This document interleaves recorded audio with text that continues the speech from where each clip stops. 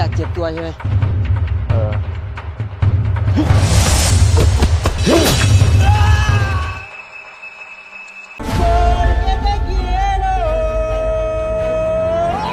Halo semuanya, kali ini Mimin akan bercerita tentang bocil-bocil yang diculik. Namun ternyata para bocil ini memiliki kekuatan istimewa. Film ini berjudul Assassin from Bangkok. Film ini dimulai dengan 3 anak laki-laki yang sedang berlari dari kejaran penculik. Namun sayangnya upaya mereka untuk kabur sia-sia karena penculik itu pun berhasil menangkap mereka dan membawanya ke suatu tempat. Lalu kita beralih ke rumah sederhana yang bisa dibilang kumuh. Di sana ada seorang bocil laki-laki yang setiap harinya selalu dibentak-bentak dan dimarahi oleh ibunya. Anak kecil itu bernama Pong. Karena perlakuan ibunya yang tidak baik membuat Pong yang masih kecil merasa tidak disayang. Dia frustasi dan memutuskan keluar rumah untuk menenangkan diri. Setelah itu, dia pun duduk di pinggir jalan yang tidak jauh dari rumahnya. Namun tiba-tiba datang lagi sebuah mobil dan segera menculik Pong.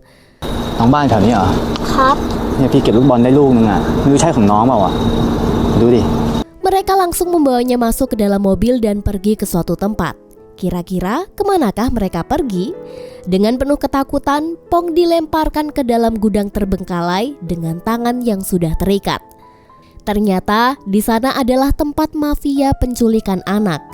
Saat itu, Pong melihat ada anak berambut keribu bernama Na, lalu yang berbaju putih bernama Ka, dan yang berbaju abu-abu bernama Ci. Mereka satu persatu mengalami perlakuan yang mengerikan. Mulai dari Na yang dipukul keras di bagian kepalanya sehingga mengalami cedera otak dan membuatnya menjadi idiot. Kemudian K dibuat tuli dengan cara dipukul di kedua telinganya. Dan yang terakhir adalah Ci. Dia dibuat buta dengan menusukkan tusuk sate di kedua bola matanya. Sungguh mengerikan. Setelah itu datanglah ketua mafia mereka, dia bernama Sim O. Pak Sim O ini memberikan peringatan kepada anak-anak bahwa siapapun yang melanggar aturan atau berani mencoba kabur akan mengalami nasib yang sama seperti 3 bocil itu. Pong yang menyaksikan penderitaan ini pun langsung ketakutan dan berteriak minta pertolongan. Namun sayangnya teriakan Pong membuat para penculik mendengarnya. Tak lama kemudian, salah satu anak buah Sim O mendekati Pong dan dengan sadisnya dia langsung memotong lidahnya agar Pong menjadi bisu dan tidak bisa berteriak lagi.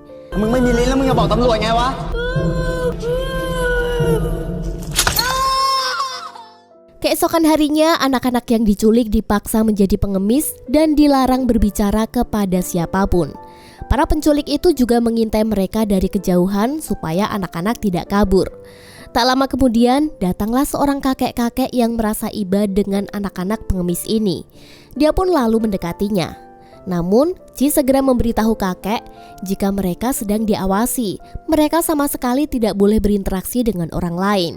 Disinilah, sang kakek pun langsung menyadari jika anak-anak ini adalah korban penculikan.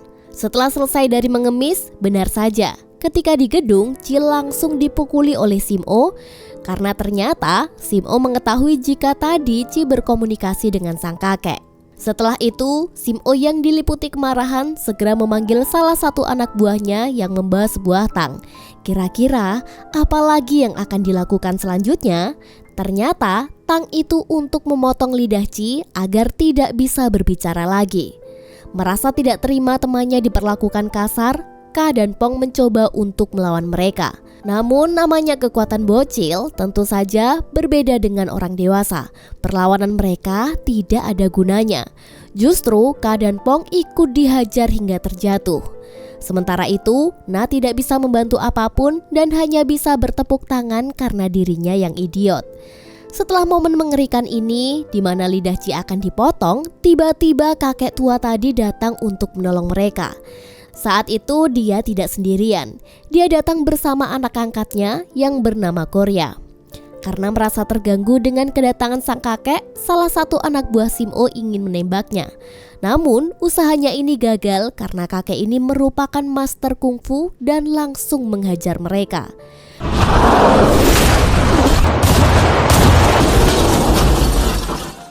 Setelah berhasil dikalahkan, anak buah Sim-Oh pun langsung kabur ketakutan. Akhirnya, keempat anak itu dibawa oleh sang kakek ke rumahnya. Mereka lalu diajarkan bela diri di sebuah kuil. Dan sang kakek sendirilah yang akan menjadi guru mereka. Disinilah cerita sesungguhnya pun dimulai. 15 tahun berlalu, kini anak-anak ini telah memiliki bakat masing-masing dan kekuatan super yang berbeda-beda. Di mana Korya menjadi seorang penyanyi, namun istimewanya dia memiliki kekuatan super untuk melompat tinggi. Kebetulan saat itu dia sedang mengikuti audisi pencarian bakat.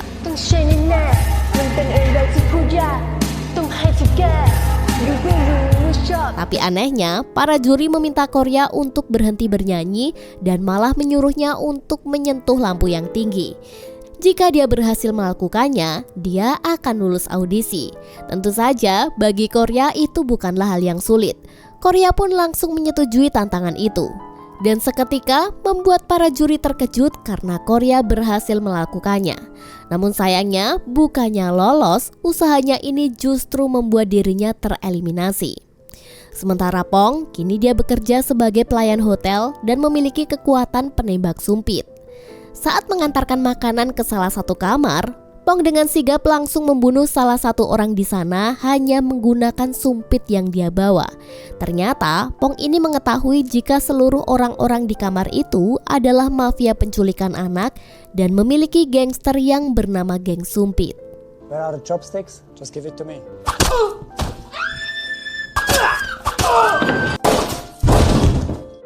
Sedangkan nasib Chi yang buta selalu menggunakan kacamata ketika bepergian.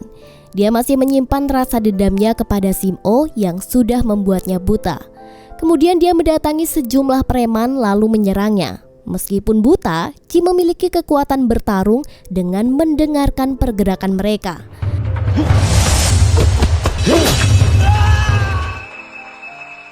Melihat temannya diserang, preman lain pun datang untuk membantu.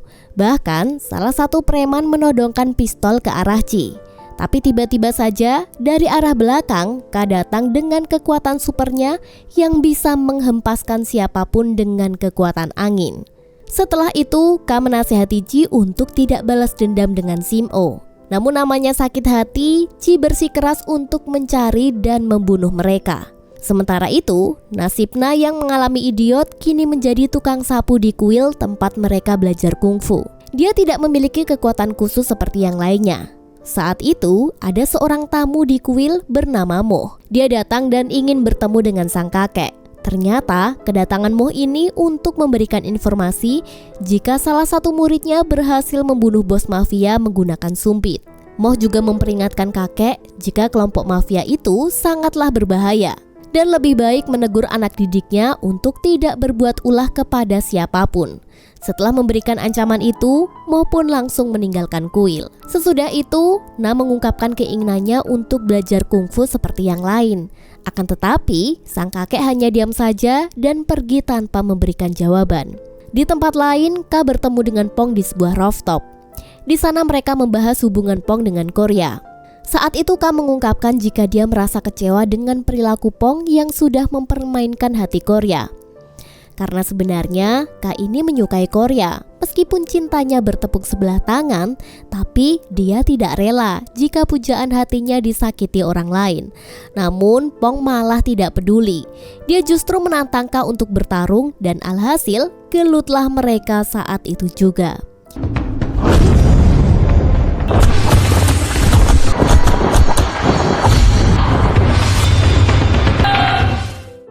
Beberapa hari kemudian, Ka yang menyukai Korya memberanikan diri untuk bertemu dengannya.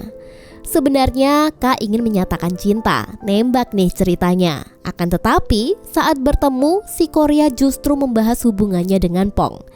Di sana Korya tidak tahu jika Pong sudah menyukai wanita lain. Hal ini membuat Korya selalu bertanya-tanya tentang Pong kepada Ka. Dia curhat karena merasa di-ghosting. Ka pun menanggapi seadanya.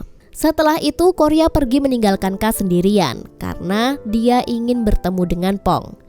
Setelah di tempat lain, Pong malah sedang bermesraan dengan wanita lain yang bernama Bibi. Saat itu mereka sedang menikmati momen romantis bersama di pinggir pantai. Dan lanjutlah, dibungkuslah si Bibi ke penginapan. Keesokan harinya terlihat Korea sedang bersama temannya bernama Ani. Pada saat itu mereka akan pergi ke kuil untuk berlatih kungfu bersama dengan kakek. Dan mereka pun dijemput oleh Ka dan Chi. Sementara itu, di kuil, Na masih memohon kepada kakek untuk diajari kungfu seperti teman-temannya. Namun ketika mereka sedang berlatih, tiba-tiba saja datang sekelompok geng sumpit yang ternyata kedatangan mereka untuk membalaskan dendam karena bos mereka sudah dibunuh oleh Pong ketika di hotel. Tak butuh waktu lama, mereka pun langsung menyerang kakek bermodalkan sumpit beracun yang mereka bawa. Namun, bagi kakek yang sudah sesepuh di dunia perkungfuan, hal ini sangat kecil baginya.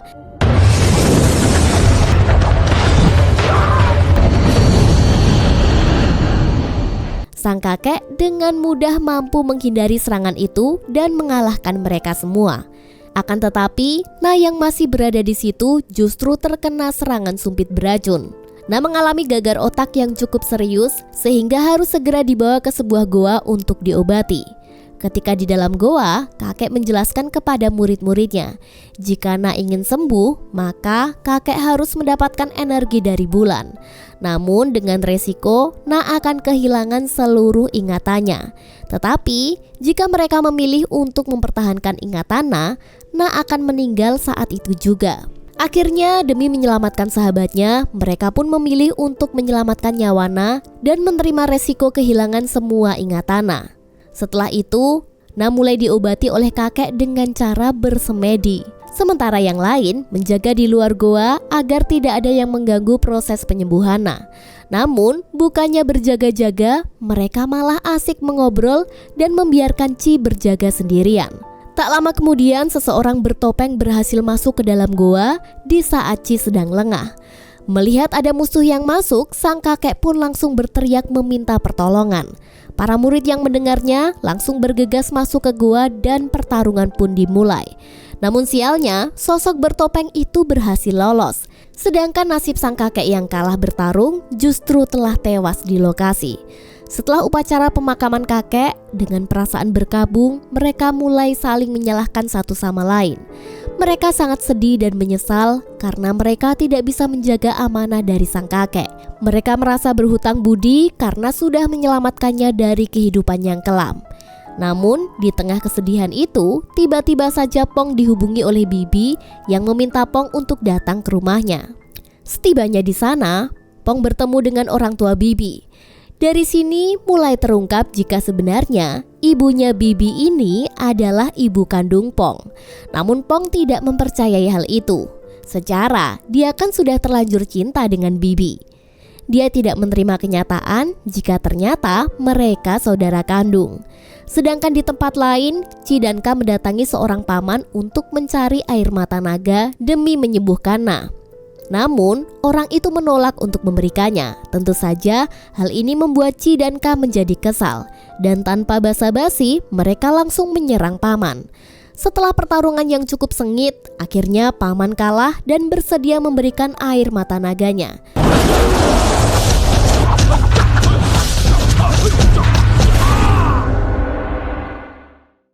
Dengan perasaan senang dan penuh harap, mereka pergi ke goa tempat Na istirahat. Namun saat akan mengobatinya, ternyata Na sudah meninggal.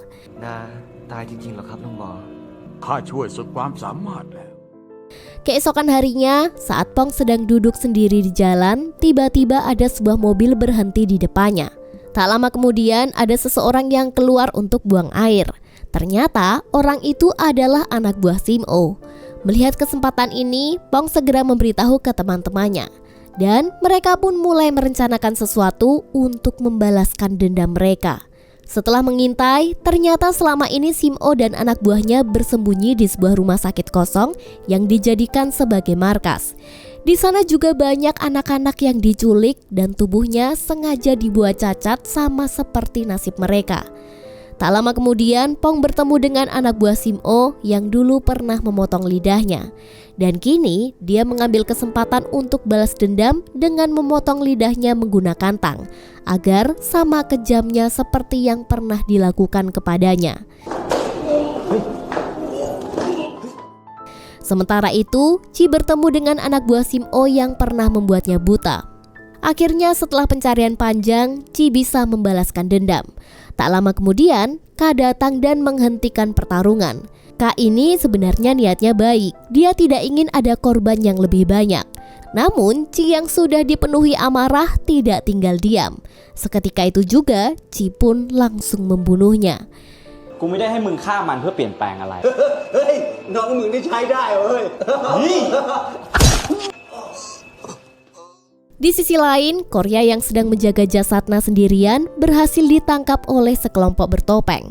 Mereka mengikatnya dan berencana akan mengambil jantungnya. Sementara Na yang berada di dalam peti mati juga menjadi target selanjutnya untuk diambil jantungnya supaya bisa menyempurnakan ilmu kelompok mereka. Ketika mereka hendak mengambil jantung Korya dan Na, tiba-tiba saja Pong, Ka dan Chi datang dan berhasil menggagalkannya. Take a heart, not attack.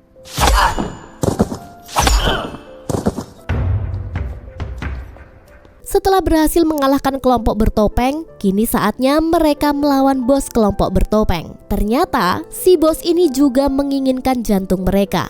Dengan percaya diri, Chi menantang si bos bertopeng. Namun sayang, dia malah terkena serangan yang membuatnya tidak sadarkan diri.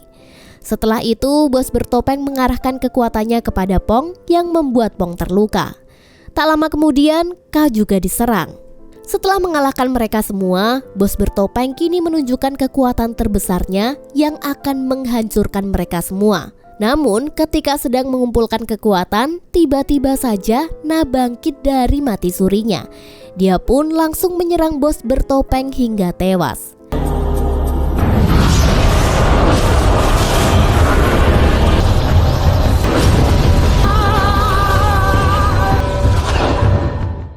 Akhirnya, mereka semua pun selamat. Beberapa hari kemudian, Na dan Korya bertemu. Saat itu, Korya mengembalikan kelereng milik Na yang pernah dia berikan. Dan sebelum pergi, Korya mengungkapkan perasaannya. Jika selama ini, Korya menyukai Na. Dari sini kita tahu jika dugaan Ka selama ini salah. Ternyata, Korya menyukai Na, bukanlah Pong. Ya, film yang agak nggak masuk akal ini semoga dapat dinikmati dan menghibur kalian semua ya. Pesan dari film ini, balas dendam itu nggak baik ya guys. Kalau ada yang jahatin kita, didoain aja biar Tuhan yang membalas. Akhir kata, ikan hiu makan tomat. Terima kasih sudah nonton sampai tamat.